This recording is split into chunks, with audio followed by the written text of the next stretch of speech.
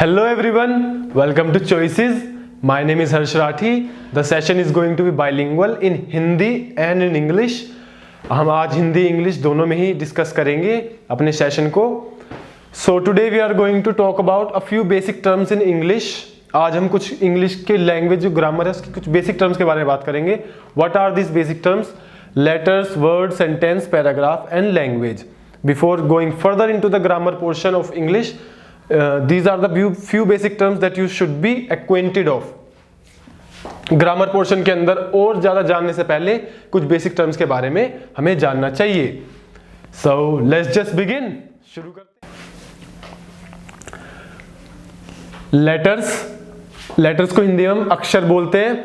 Smallest unit of a language is called a letter. एक भाषा की सबसे जो छोटी इकाई होती है उसे हम लेटर बोलते हैं. जैसे ए बी सी डी, ए से छोटी तो नहीं हो सकती ना, बी से छोटा और क्या होगा उससे, ठीक है. जैसे क ख ग हिंदी में, उससे छोटा और क्या होगा. There are 26 alphabet in English language. English भाषा के अंदर 26 अल्फाबेट है. A B C D E F G ऐसे जेड तक 26 है. और कभी भी हम जब भी ये बोलते हैं इंग्लिश अल्फाबेट की जब भी बात करते हैं तो हम कभी भी एस यूज नहीं करते, अल्फाबेट्स नहीं बोलते, हमेशा अल्फाबेट ही बोलते हैं.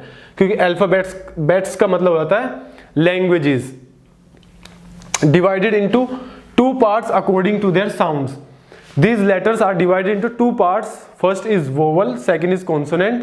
ये जो है लेटर्स है, जो अक्षर है, दो पार्ट्स में डिवाइड करे गए हैं अकॉर्डिंग टू देयर साउंड. जैसी उनसे आवाज आती है उस तरीके की. और वो दो पार्ट्स कौन से हैं? स्वर और व्यंजन. What is a vowel? There are 5 vowels in English language and these are the alphabet that represent that sound. Vowel को हिंदी में स्वर कहते हैं. 5 वोवल हैं इन इंग्लिश लैंग्वेज में. और ये जो वोवल, जो आवाज, जो साउंड रिप्रेजेंट कर रहे हैं, जिसे जो हमारे मुंह से स्वर निकल रहा है, उसकी है मेन बात. जैसे कि आ आ ई ऊ, हिंदी में 11 स्वर होते हैं और इंग्लिश में लेकिन 5 ही वोवल्स होते हैं. ये जो 5 है रिप्रेजेंट जो साउंड को कर रहे हैं वो. अब जैसे इमली में जो ई है, ई एनर्जी में ई है जो, या फिर जो इमली में जो ई है, जो ई के हमारे मुंह से आवाज निकल रही है, ये क्या है? वोवल है.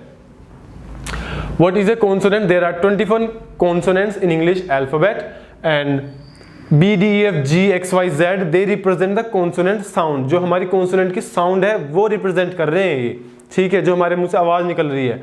जैसे कि B से बैड हो गया अगर, तो B, ब जो आवाज आ रही है, क ख ग ट ठ ड जो वाली पूरी सीरीज है जिसमें कि 33 व्यंजन है, ये जो साउंड रिप्रेजेंट कर रहे हैं, जो आवाज रिप्रेजेंट कर रहे हैं, ये जो वर्ड क ख या B D E F G H, जो आवाज, जो हमारे मुंह से आवाज जो रिप्रेजेंट कर रहे हैं उसे हम कॉन्सोनेंट कहते हैं, ठीक है. इन वर्ड से इतना ज्यादा मतलब नहीं है. जो आवाज है मेन जो मुंह से स्वर या व्यंजन आवाज निकल रही है आपके मुंह से, मेन चीज वो है. What are semi vowels?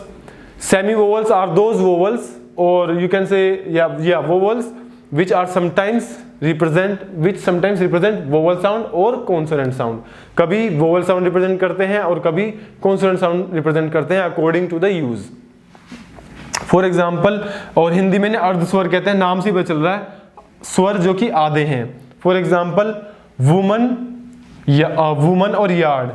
Woman में जो शुरू में जो वुमन वो आ रहा है ना, वह तो वह तो इसमें आता है कॉन्सोनेंट में, तो यहाँ पे डब्ल्यू जो है क्या यूज हो रहा है? एज ए कॉन्सोनेंट यूज हो रहा है, ठीक है. और जैसे हाउ है, अगर हाउ को आप देखो, हाउ में लास्ट में कौन सी आवाज आ रही है? ओ की आवाज आ रही है. हाउ, ओ की आवाज आ रही है ना, तो ये क्या है? यहाँ पे W as a vowel use हो रहा है. यहाँ पे यही डब्ल्यू कॉन्सोनेंट है और यहाँ पे यही डब्ल्यू वोवल है. ये सिर्फ डब्ल्यू और वाई में अप्लाई होता है, बाकी और किसी में अप्लाई नहीं होता. जैसे यार्ड है अब, और नाउ. यार्ड में या शुरू में जब वाई यूज हो रहा है तो क्या है? यार्ड, या की आवाज आ रही है. जब या की आवाज आ रही है तो ये है कॉन्सोनेंट, व्यंजन. और जब यही या मैनी में यूज होगा तो ये लास्ट में वाई यूज हो रहा है. तो जब मैनी में क्या आवाज आ रही है? ई की आवाज आ रही है. ई की जो हमारी आवाज है वो वोवल साउंड है. तो ऐसे हमें पता चलता है व्हाट इज ए वोवल और a consonant according to their use of sound. The main concept here is the sound. Everybody will tell you to learn there are 5 consonants, A I O U and done, and other the remainings are consonants. learn them and you are done. No, that's not how you are done.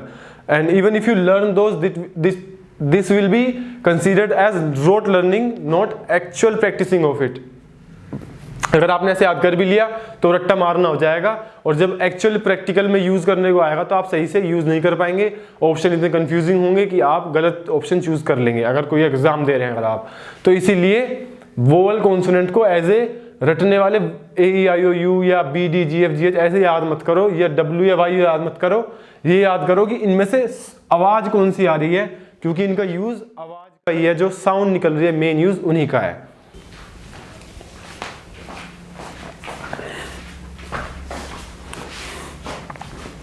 Moving on to our second basic term, what is a word? It is a collection of letters which makes sense. Word को हिंदी में शब्द कहते हैं, और ये जो है letters का कलेक्शन है जो कि कुछ सेंस बनाता है। सेंस सबसे ज्यादा इंपॉर्टेंट है। सबसे पहले लेटर्स कौन से हमने पढ़े थे, ABCD XYZ जितने भी हैं सब लेटर्स हैं। इन सब लेटर्स का इस्तेमाल जब एक साथ करते हैं, लेकिन उनका सेंस भी होना चाहिए कुछ।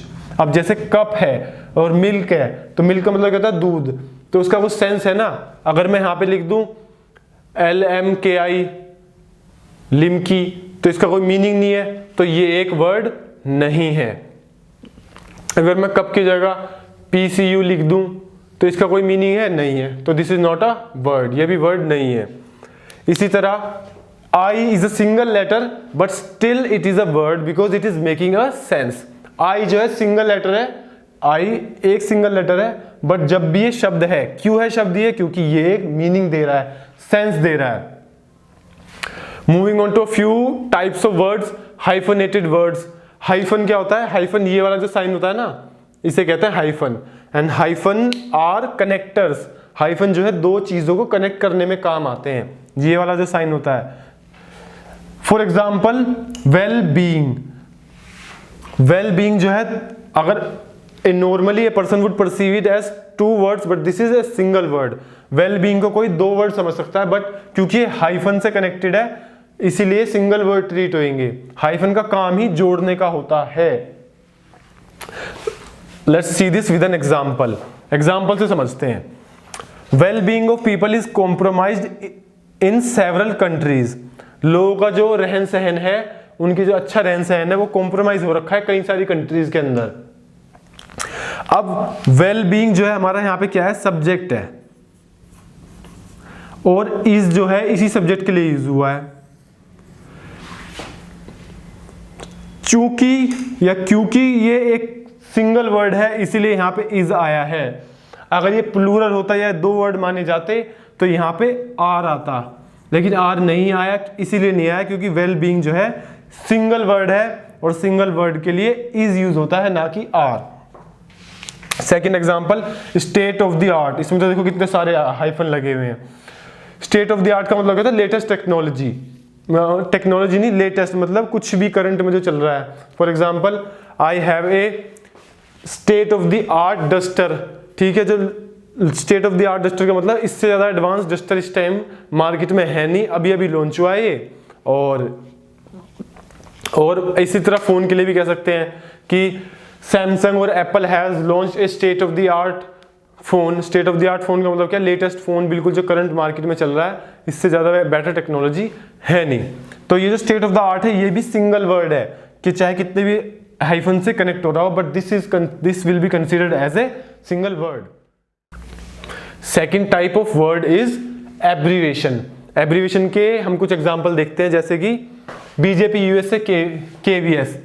अगर हम यूएसए को खोल के लिखे तो क्या तीन वर्ड्स हो जाएंगे, United States of America, but if we use it as an abbreviation USA it will be a singular word.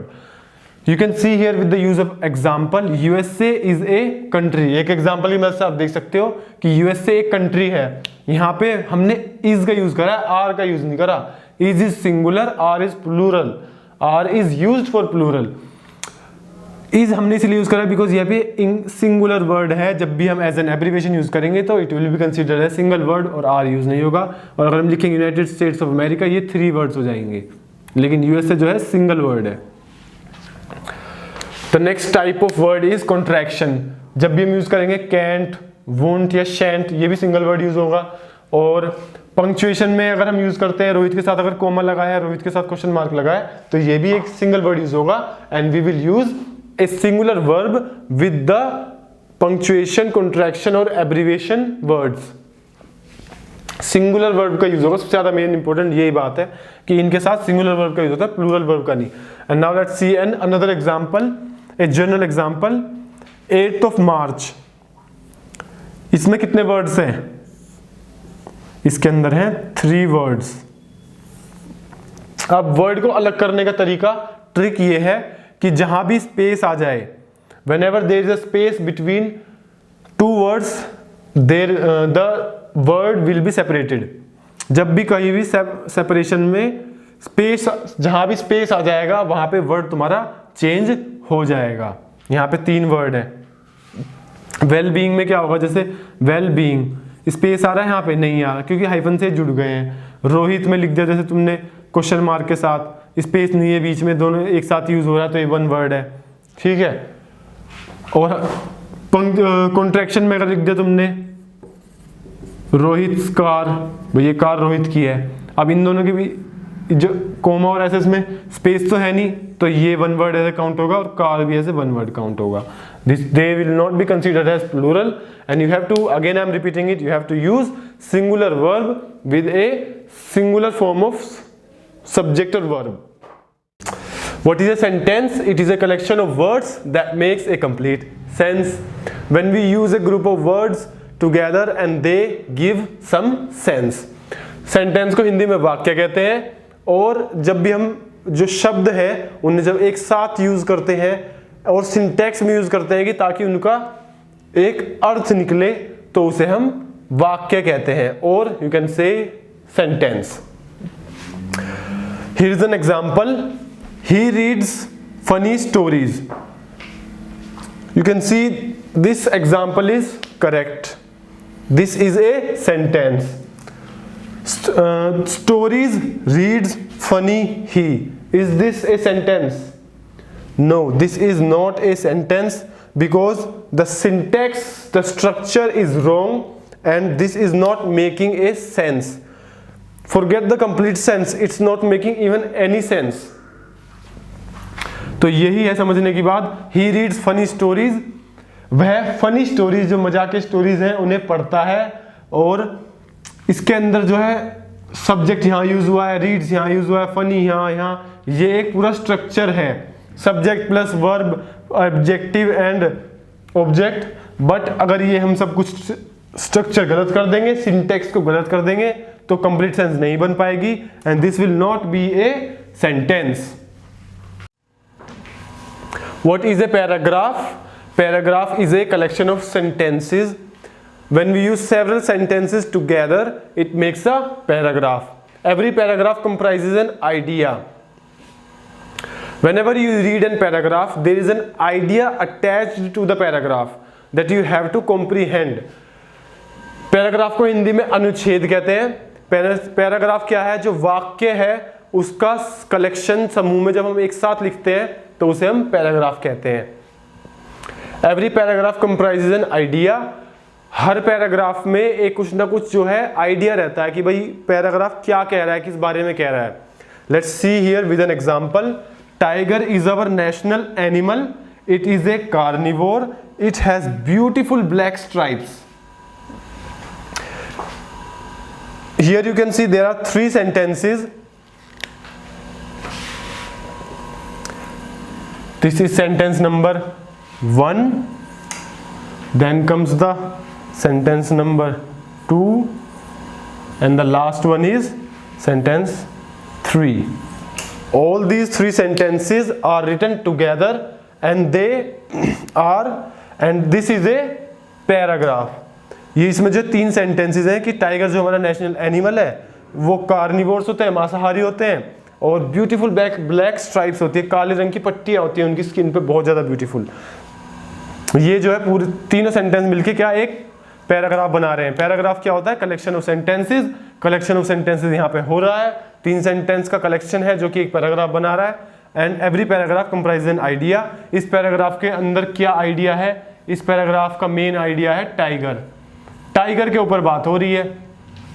पूरे पैराग्राफ में कि टाइगर जो है नेशनल एनिमल है इंडिया का, मांसाहारी है और ब्लैक स्ट्राइप्स है टाइगर के ऊपर. So all this, what is this? This is a paragraph.